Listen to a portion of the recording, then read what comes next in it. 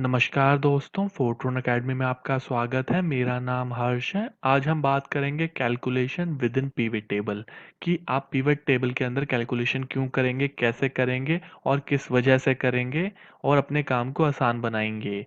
तो चलिए आगे चलते हैं और बात करते हैं कैलकुलेशन से रिलेटेड पिवट टेबल में। तो कैलकुलेशन दोस्तों बहुत टाइप की होती है। आपको बहुत ज़रूरत होती है आपको डाटा मैनिपुलेट करने के लिए। तो आप क्या करते हैं कि आप पिवट टेबल के अंदर कैलकुलेशन करते हैं। नॉर्मली लोग सोचते हैं कि पिवट टेबल में कैलकुलेशन नहीं हो सकती, बट ऐसा नहीं है दोस्तों। पिवट टेबल में भी बहुत कैलकुलेशन होती है और इनसाइड द पिवट टेबल जो कैलकुलेशन होती है जनरली वो फील्ड बेस्ड होती है या आइटम बेस्ड होती है। फील्ड और आइटम क्या होते हैं मैं आपको आगे बताऊंगा। बट कई बार हमारी जो कैलकुलेशन होती है वो फील्ड में इनसाइड द पिवट टेबल नहीं हो सकती, तो उसमें आपको क्या करना पड़ेगा, अपने रो डेटा में एक कॉलम ऐड करके कैलकुलेशन करनी पड़ेगी और वो पिवट टेबल में आप इस्तेमाल कर पाएंगे एज अ फील्ड। तो जो आपकी ये कैलकुलेशन होगी वो इनसाइड द पिवट टेबल ही होगी, बट आपको कई चेंजेस रो डेटा में करने पड़ेंगे। ये क्यों करने पड़ेंगे ये मैं आपको आने वाले वीडियो में बताऊंगा। तो ये चीज़ ध्यान रखिएगा कि अगर आपके डेटा में कोई ऐसी प्रॉब्लम आ रही है कि आप उसको इनसाइड द पिवट टेबल नहीं कर पाएंगे, तो उसके लिए आपको एक कॉलम ऐड करके रो डेटा में चेंजेस करके उसे कर सकते हैं। और outside the pivot table calculation का तो मैं आपको ऑप्शन मना ही करूंगा, क्योंकि आप जितने भी कैलकुलेशन सोच सकते हैं सारा हमारा पिवट टेबल हमें करके दे सकता है। तो मैं यही बोलूंगा, आप जनरली ये चीज़ ध्यान रखिएगा कि अगर आपके पिवट टेबल में कैलकुलेशन नहीं हो पा रही तो आप कॉलम ऐड कीजिए रो डेटा में और उसके बाद उस कैलकुलेशन को यूज़ कीजिए फील्ड बेस्ड या आइटम बेस्ड। तो अब मैं आपको बताता हूँ फील्ड और आइटम क्या होते हैं। एक्चुअली फील्ड और आइटम एक जार्गन है जो हम इस्तेमाल करते हैं पिवट टेबल में। देखिए जो ये ऊपर सब कैटेगरी है इसे हमेशा फील्ड बोलते हैं, यानी जो मेन टॉपिक है उसे फील्ड बोलते हैं। उसके अंदर जो ऑप्शंस आपके पास अवेलेबल हैं उन्हें आइटम्स बोलते हैं। तो यही फ़र्क होता है फील्ड और आइटम्स के अंदर। तो चलिए अब हम चलते हैं माइक्रोसॉफ्ट एक्सेल में और आपको एक प्रॉब्लम का सॉल्यूशन करके दिखाऊंगा और उसमें आपके कॉन्सेप्ट्स क्लियर करूंगा। तो चलिए दोस्तों माइक्रोसॉफ्ट एक्सेल में चलते हैं। तो हम माइक्रोसॉफ्ट एक्सेल में आ चुके हैं। आप देख पाएंगे यहाँ पर हमने बहुत सिंपल डेटा लिया हुआ है जिसमें कैटेगरी, सब कैटेगरी, प्रोडक्ट, रीजन, सेल्स और डिस्काउंट दिया हुआ है। यानी अल्कोहलिक अगर कैटेगरी है उसके अंदर वाइन आ जाएगा, product Merlot, north region, sale, discount. तो अब मैं आपको बताता हूँ कि मुझे डिस्काउंट परसेंटेज कैलकुलेट करना है और एक सेल की नेट वैल्यू कैलकुलेट करनी है कि मुझे टोटल सेल कितने वैल्यू पे हुई डिस्काउंट करने के बाद। अब एक तरीका ये है, आप यहाँ पे फॉर्मूला लगाइए और सबका करते जाइए एक एक वैल्यू कि यहाँ से डिस्काउंट बना के एक सेल वैल्यू बनाऊंगा। जो सेल वैल्यू बचेगी वो इससे माइनस करूंगा और मैं ऐसे करूंगा। बट उनको मैं एक्सट्रोपोलेट नहीं कर सकता, यानी एक दूसरे के साथ कंपेयर नहीं कर सकता। बट वो पिवट टेबल में मैं बहुत आसानी से कर पाऊंगा। तो सबसे पहले एक पिवट टेबल इंसर्ट करते हैं और उसके अंदर चेंजेस करके बताता हूं मैं आपको। इंसर्ट पर गए, यहाँ पर पिवट टेबल पे क्लिक किया। पिवट टेबल देखिए रैंडम और ओके, ये सिलेक्ट कर लेगा अपने आप पिवट टेबल। आप बना चुके हैं। अब यहाँ पर मैं सब कैटेगरी डाल देता हूँ और यहाँ पर सेल्स। तो जैसे ही डालूंगा आप देख पाएंगे कि बियर की इतनी सेल है। और अगर उसमें डिस्काउंट देखूंगा, देखना चाहता हूं, तो यहाँ पे मैं डिस्काउंट और ऐड करता हूं कि बियर की टोटल सम ऑफ डिस्काउंट 12.2% है।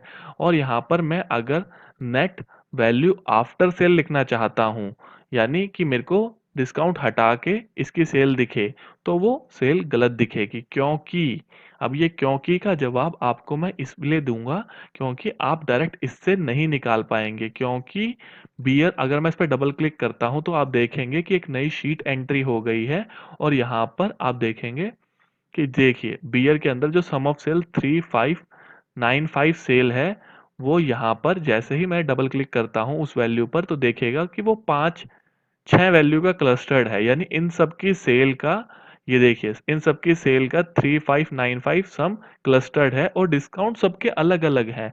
जैसे कार्ल्सबर्ग के ऊपर अलग डिस्काउंट है, किंगफिशर के ऊपर अलग डिस्काउंट है, बड के ऊपर अलग डिस्काउंट। इनका क्यूमुलेटिव जो है वो 12.2 है। बट यहाँ पर जो मुझे दिख रहा है कि इसमें से टोटल परसेंट अगर मैं निकाल दूंगा तो वो सही नहीं होगा। अब मैं इसको ठीक कैसे करूं?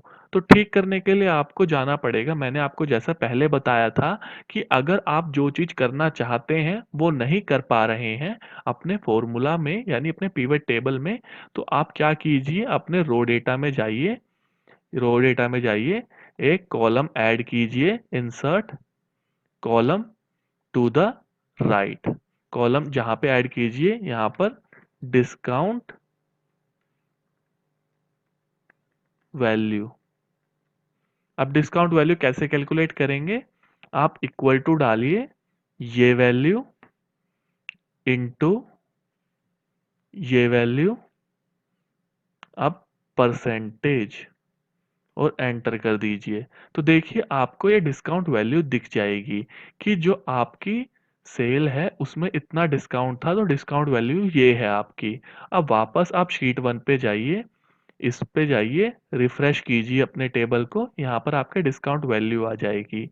तो इसके बाद आप डिस्काउंट वैल्यू भी ऐड कर दीजिए। तो देखिए आपको दिखेगा कि डिस्काउंट वैल्यू कितनी थी आपकी। अब डिस्काउंट वैल्यू आपने ऐड कर दी है, तो आप क्या कीजिए, डिस्काउंट वैल्यू ऐड करने के बाद आपको सम ऑफ डिस्काउंट की ज़रूरत नहीं है, तो सम ऑफ डिस्काउंट परसेंट को हम पहले यहाँ से हटाते हैं ताकि हमें ज़्यादा साफ दिखे। अब मैं देखना चाहता हूँ मेरी नेट वैल्यू कितनी है। देखिए मेरे को क्या था, अगर हम डाटा में देखेंगे कि जो मेरा डेटा था वो सेल है, उसमें कुछ डिस्काउंट मिल रहा है और उसके डिस्काउंट वैल्यू ये थी। अब मैं जानना चाहता हूँ मेरी नेट सेल कितने की हुई है। तो नेट सेल जानने के लिए मुझे क्या करना पड़ेगा, जो सम ऑफ सेल है उसमें से डिस्काउंट वैल्यू हटाना पड़ेगा। अब एक तरीका है कि आप इसे उस पे करें कि मैन्युअली फॉर्मूला लगाकर आउटसाइड द पिवट टेबल करें, बट इतनी मेहनत क्यों करें? तो मैं सबसे आपको आसान तरीका बताता हूँ पिवट टेबल में ही कैलकुलेशन करने का। तो आपको जाना होगा पिवट टेबल एनालाइज ऑप्शन में, यहाँ पर ऑप्शन होता है कैलकुलेशंस के अंदर फील्ड आइटम्स एंड सेट्स। तो मैंने आपको बताया था कि ये फील्ड है और इसके अंदर ये आइटम है। तो फील्ड आइटम एंड सेट में देखेंगे आप कैलकुलेटेड फील्ड। कैलकुलेटेड फील्ड पे जैसे ही क्लिक करेंगे आपको यहाँ पर एक ऑप्शन दिखेगा नेम और फॉर्मूला। तो आप नेम दे दीजिए नेट वैल्यू, कि मुझे नेट वैल्यू चेक करना है कि सेल के बाद डिस्काउंट वैल्यू लगाकर जो मेरी वैल्यू बची वो क्या थी। अब उसके लिए क्या करना होगा आपको, सेल, यहाँ पे सेल लिखिए, डबल क्लिक कीजिएगा। आप देखिए मैंने जैसे डबल क्लिक किया है, यहाँ पर फॉर्मूले को मैंने चेंज नहीं किया था, पर जैसे ही मैंने डबल क्लिक किया तो सेल दिख गया है। उसके बाद आप माइनस लगाइए, आप लिखिए डिस्काउंट वैल्यू, इस पे भी डबल क्लिक कीजिए। यानी देखिए आप ध्यान से देखेंगे is equal to sales minus एक इन्वर्टेड कोमा में आपका डिस्काउंट वैल्यू आ गया है। और ये देखिए अब ये अपने आप करेगा, जो सम ऑफ सेल है माइनस डिस्काउंट वैल्यू, और ओके। तो आप देखेंगे कि आपका सम ऑफ नेट वैल्यू नया ऐड हो गया है, जिसके अंदर आप देखेंगे कि आपका जो 14,552 की सेल थी, डिस्काउंट लगाने के बाद 14,188 की सेल बची है। अब मैं यहाँ से सम ऑफ डिस्काउंट वैल्यू भी हटा देता हूँ। तो देखिए अब मैं यहाँ से सम ऑफ सेल भी हटा देता हूँ। अब मैं देखना चाहता हूँ ये रीजन वाइज कॉलम डालूंगा, तो देखिए मैं कितना अच्छे से अपने डेटा को मैनिपुलेट कर पा रहा हूँ कि मेरी बीयर जो ग्रैंड टोटल थी वो नोट से इतना सेल आ रहा था, और ये मेरा कॉफ़ी का इतना सेल आ रहा था, सॉफ्ट ड्रिंक का इतना सेल आ रहा था। बट एक चीज़ आप ध्यान रखिएगा कि आपके डेटा में कोई चेंजेस नहीं हो रहे, एक्सेप्ट आपने डिस्काउंट वैल्यू ऐड करी है। मैंने बोला था आपको बहुत ज़रूरत पड़ेगी तो आपको रो डेटा में चेंजेस करने हैं, आपको मैन्युअली कैलकुलेशन करने की ज़रूरत ही नहीं पड़ेगी। तो देखिए आपको दिख रहा है अब ये मेरा ऐसे हो गया है टेबल। अब मैं क्या चाहता हूँ कि मैं नॉर्थ और साउथ का रेशो कैलकुलेट करूँ कि नॉर्थ डिवाइडेड बाय साउथ क्या वैल्यू दिखेगी। तो मैं कैसे करूँगा, जैसे मैंने आपको बोला कि ये देखिए ये मेरा आइटम्स है और ये मेरा फील्ड है, बट ये मेरा फील्ड हुआ और ये नॉर्थ और साउथ मेरे आइटम हुए। तो मैं कैसे करता हूँ इन्हें, कि आप एक चीज़ देखिएगा कि मैं अगर इस पे वैल्यू कैलकुलेट रख के यहाँ पर जाऊंगा तो मेरे को आइटम नहीं दिखेगा, बट मैं यहाँ पर रखूंगा और यहाँ पर जाऊंगा तो देखिए मुझे कैलकुलेटेड आइटम्स ऑप्शन मिलेगा, क्योंकि इसमें जो कॉलम लेबल है, यहाँ पर कॉलम लेबल में आप देखेंगे कि आपको दो ऑप्शन मिल रहे हैं, क्योंकि ये आपका फील्ड है और ये आइटम है, यानी रीजन जो आपका है उसे फील्ड बोलते हैं। रीजन के अंदर जो दोनों ऑप्शन मिल रहे हैं उन दोनों को आइटम बोलेंगे।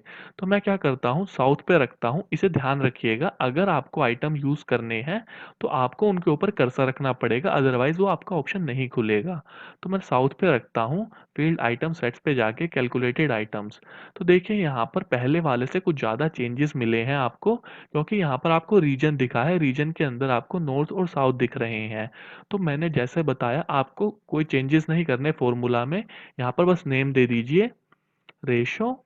आप बस यहाँ पे जाइए, नॉर्थ, इस पे डबल क्लिक कीजिए, north divided by south, double click.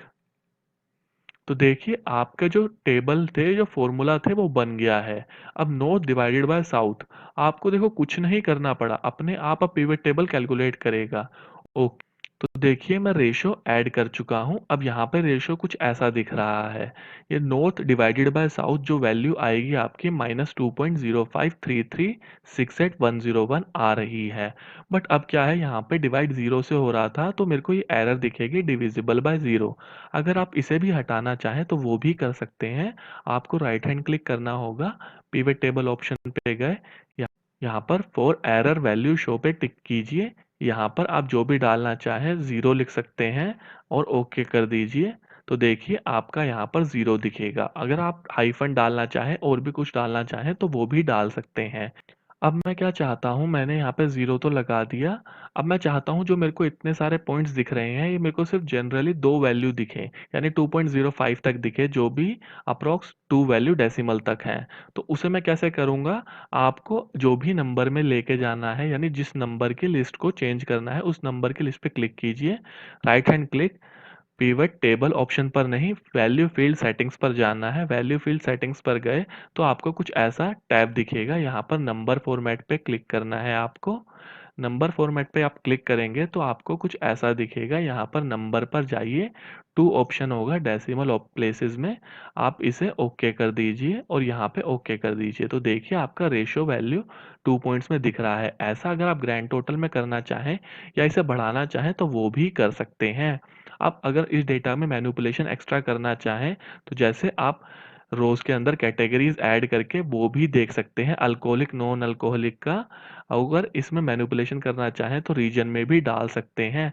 आपको कुछ डेटा आपका ऐसा दिखेगा और रेशो कुछ ऐसा दिखेगा।